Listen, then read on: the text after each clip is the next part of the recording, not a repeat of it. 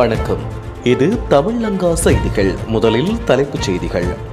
Iran தலைநகரில் வானூர்தி நிலையங்கள் மீண்டும் திறப்பு. டிரம்பின் அறிவிப்புகளுக்கு முன்னரே சந்தையில் வர்த்தகம். பிபிசி ஆய்வில் திடுக்கிடும் தகவல்கள். ஈரானின் கனவுகள் பலிக்காது இஸ்ரேலிய ராணுவ தளபதி ஐயல் ஜமீர். இஸ்லாமாபாத் அமைதி பேச்சுவார்த்தை அமெரிக்கா ஈரான் இடையே நீடிக்கும் இழுபறி. ஈரான் மீதான கடல்சார் முற்றுகை டொனால்ட் டிரம்பின் புதிய அறிவிப்பு. ஐக்கிய அரபு ராஜ்யத்தில் ஈரானுடன் தொடர்புடைய தீவிரவாத குழுவினர் கைது. உலகளவில் எரிசக்தி நெருக்கடி போர் நிறுத்தம் முடிய உள்ளதால் மசகண்ணி விலை 5% அதிரடி உயர்வு. அமெரிக்காவுடனான அமைதி பேச்சுவார்த்தை ஈரான் சாதகமான பரிசீலனை. ஈரான் ஒப்பந்தம் இன்று பாகிஸ்தானில் கையெழுத்தாகும். டொனால்ட் ட்ரம்ப் அறிவிப்பு. அமெரிக்கா மற்றும் இஸ்ரேலுடனான பலவார கால போர் சூழலின் காரணமாக இடைநிறுத்தப்பட்ட ஈரான் தலைநகர் தெஹ்ரானின் பிரதான வானூர்தி நிலையங்கள் மீண்டும் திறக்கப்பட்டுள்ளன. தலைநகர் தெஹ்ரானில் உள்ள இமாம் ஹொமைனி மற்றும் மெஹ்ராபாத் ஆகிய 2 முக்கிய வானூர்தி நிலையங்களும் தற்போது மீண்டும் செயல்பாட்டுக்கு வந்துள்ளன. போரின் காரணமாக வான்வெளி போக்குவரத்து முற்றிலும் முடக்கப்பட்ட நிலையில் தற்போது இந்த வானூர்தி நிலையங்கள் திறக்கப்பட்டுள்ளமை குறிப்பிடத்தக்கது.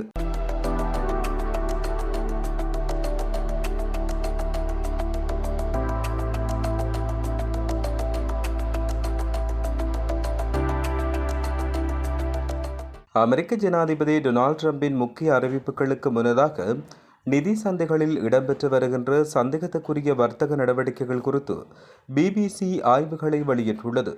ஜனாதிபதி டொனால்ட் ட்ரம்ப் தன்னுடைய சமூக வலைதள பதிவுகள் அல்லது ஊடக நேர்காணல் மூலம் முக்கிய அறிவிப்புகளை வெளியிடுவதற்கு சில நிமிடங்களுக்கு அல்லது மணித்தியாலங்களுக்கு முன்னர் சந்தைகளில் மில்லியன் கணக்கான டாலர்கள் பந்தயம் கட்டப்படுவதை பிபிசி கண்டறிந்துள்ளது. இது உள் விவர வர்த்தகம் என்ற சந்தேகத்தை ஏற்படுத்தியுள்ளதாக தெரிய வருகிறது. ஈரான் தனது நோக்கங்களை அடைய இஸ்ரேல் ஒருபோதும் அனுமதிக்காது என இஸ்ரேலிய ராணுவத்தின் தலைமை தளபதி லெப்டினன்ட் ஜெனரல் ஐயல் ஜமீர் தெரிவித்துள்ளார். ஜெருசலேமில் உள்ள மேற்கு சுவரில் நடைபெற்ற நினைவு தின நிகழ்வின் போது அவர் இதனை கூறியுள்ளார். இஸ்ரேலை அழிப்பதற்காக பல ஆண்டுகளாக திட்டமிட்டு அதற்கான செயற்பாட்டு திறன்களை மேம்படுத்தி வந்த ஈரான் ஆட்சிக்கு எதிராக இஸ்ரேலிய ராணுவம் முன்னெப்போதும் இல்லாத ஒரு தீவிர பிரச்சாரத்தை தொடங்கியுள்ளதாக அவர் தெரிவித்தார். லெபனானில் இஸ்ரேலிய ராணுவம் ஒரு புதிய யதார்த்தத்தை உருவாக்க இலக்கு வைத்துள்ளதாகவும் அவர் இதன்போது தெரிவித்தார்.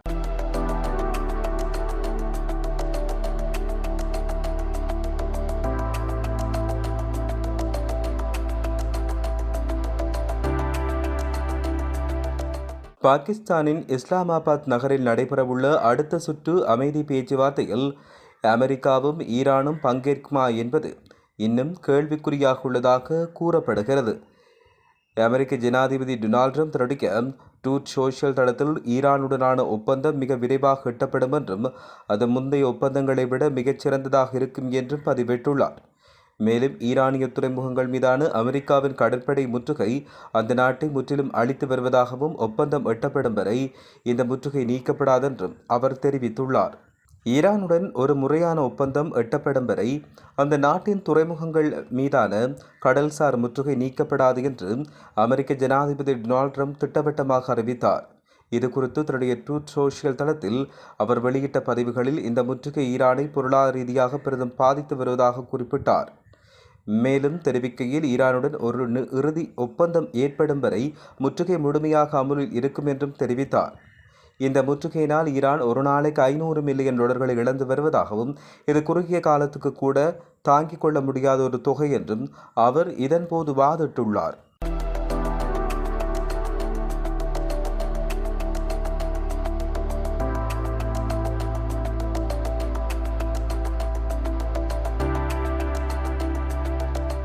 ஐக்கிய அரபு ராஜ்யத்தில் தேசிய ஒற்றுமை மற்றும் பாதுகாப்பிற்கு குந்தகம் விளைவிக்கும் வகையில் செயற்பட்ட ஈரானுடன் தொடர்புடைய தீவிரவாத அமைப்பைச் சேர்ந்த உறுப்பினர்களை கைது செய்துள்ளதாக அந்த நாட்டில் அரச பாதுகாப்பு சேவை தெரிவிக்கிறது. கைது செய்யப்பட்ட இந்த தீவிரவாத குழு ஐக்கிய அரபு ராஜ்யத்துக்கு பல்வேறு நாச வேலைகளில் ஈடுபட திட்டமிட்டதாக கண்டறியப்பட்டுள்ளது.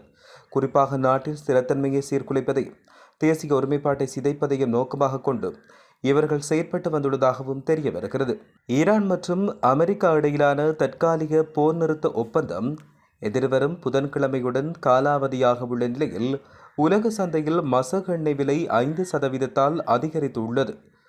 மத்திய கிழக்கு நிலவுகின்ற இந்த போர் பதற்றத்தை முதலீட்டாளர்கள் உன்னிப்பாக கண்காணித்து வருவதால் சந்தையில் பெரும் ஏற்ற இறக்கம் ஏற்பட்டுள்ளதாக அல் ஜசீரா ஊடகம் செய்தி வெளியிட்டுள்ளது. ஜப்பானில் உரையாற்றிய பிரித்தானிய வெளியுறவு செயலாளர் ஜெபெட் கூப்பர் ஹார்முஸ் நீரிணையில் ஏற்பட்டுள்ள முற்றுகை குறித்து தன்னுடைய கடும் கவலையை வெளியிட்டுள்ளார். மேலும் இந்த முற்றுகையானது உலக எரிசக்தி விநியோகம், பொருளாதாரம் மற்றும் தேசிய பாதுகாப்பிற்கு நேரடி அச்சுறுத்தலாக அமைந்துள்ளது. உலக நாடுகளின் நலன் கருதி குறித்த நீர்வழி பாதையை உடனடியாக திறக்க வேண்டியதன் அவசியத்தையும் அவர் இதன்போது வலியுறுத்தினார். மேலும் எரிசக்தி விநியோக தடைகள் குறித்து அச்சம் நிலவிய போதிலும் ஆசிய பங்குச் சந்தைகள் ஓரளவு முன்னேற்றத்தை காட்டியுள்ளன. குறிப்பாக தென்கொரிய சந்தைகள் போர் தொடங்கியதிலிருந்து இழந்த மதிப்பை மீண்டும் மீட்டெடுத்துள்ளன. முதலீட்டாளர்கள் ஏற்கனவே மிகவும் மோசமான சூழ்நிலையினை கணித்து அதற்கேற்ப தங்களை தயார்படுத்திக் கொண்டுள்ளதாக ஆய்வாளர்கள் தெரிவிக்கின்றனர். இருப்பினும் போர் நிறுத்த ஒப்பந்தம் புதுப்பிக்கப்படாமல் பதற்றம் மேலும் அதிகரித்தால் அது உலக பொருளாதாரம் முழுவதும் புதிய நிதி நெருக்கடியை தூண்டக்கூடும் என்று எச்சரிக்கை விடுக்கப்பட்டுள்ளது.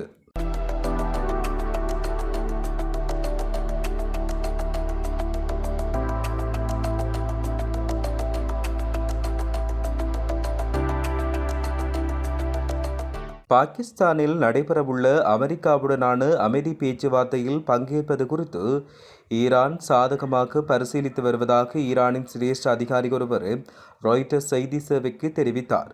அமெரிக்கா, ஈரான் ஆகிய நாடுகளுக்கு இடையில் நிலவுகின்ற போர் பதற்றத்தை குறைக்கும் முயற்சிகளின் ஒரு பகுதியாகவே இந்த மாற்றம் ஏற்பட்டுள்ளது.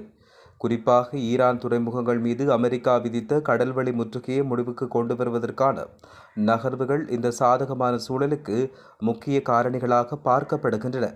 இருப்பினும் இந்த பேச்சுவார்த்தையில் பங்கேற்பது குறித்து இறுதி முடிவு இன்னும் எட்டப்படவில்லை என்று அந்த அதிகாரி மேலும் தெரிவித்துள்ளார்.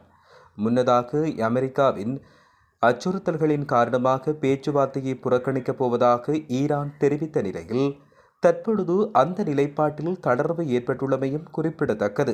ஈரானுடனான ஒப்பந்தம் இன்றைய தினம் பாகிஸ்தானில் வைத்து கையெழுத்திடப்படும் என அமெரிக்க ஜனாதிபதி டொனால்ட் ட்ரம்ப் தெரிவித்துள்ளார்.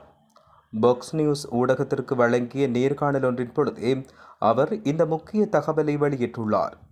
முன்னதாக நியூயார்க் போஸ்ட் இதழுக்கு அவர் வழங்கியிருந்த நேர்காணலில் இந்த பேச்சுவார்த்தைகளுக்காக துணை ஜனாதிபதி ஜேடி பேன்ஸ் தலைமையிலான அமெரிக்க தூதுக்குழுவினர் இஸ்லாமாபாத் நோக்கி பயணமாகியுள்ளதாகவும் குறிப்பிட்டிருந்தார். இதனைத் தொடர்ந்து தற்போது வெளியான தகவல்களின் பிரகாரம் பாகிஸ்தான் தலைநகர் இஸ்லாமாபாத்தில் வைத்து இந்த வரலாற்று முக்கியத்துவம் வாய்ந்த ஒப்பந்தம் இன்று கையெழுத்தாக உள்ளதாகவும் டொனால்ட் ட்ரம்ப் உறுதிப்படுத்தினார். மறுபுறம் அமெரிக்காவின் யதார்த்தமற்ற கோரிக்கைகள் மற்றும் கடற்படை முற்றுகையை சுட்டிக்காட்டி இஸ்லாமாபாத் பேச்சுவார்த்தைகளை ஈரான் புறக்கணிப்பதாக ஈரானிய அரச ஊடகமான IRNA செய்தி வெளியிட்டிருந்தது. எவ்வாறாயினும் இந்த பேச்சுவார்த்தைகளில் பங்கேற்பது குறித்து தற்போது ஈரான் தரப்பிலிருந்து இதுவரையில் எவ்விதமான சமீட்சைகளும் அல்லது உத்தியபூர்வமான அறிவிப்புகளும் வெளியாகவில்லை என்று தெரிவிக்கப்படுகிறது. இதே நேரம் தற்போதைய போர் நிறுத்த காலம் எதிர்வரும் 22ஆம் தேதியுடன் முடிவடைய உள்ள நிலையில் இன்றைய பேச்சுவார்த்தை மிகவும் தீர்க்ககரமானதாக கருதப்படும் என்றும் அறிவிக்கப்பட்டுள்ளமையும் குறிப்பிடத்தக்கது.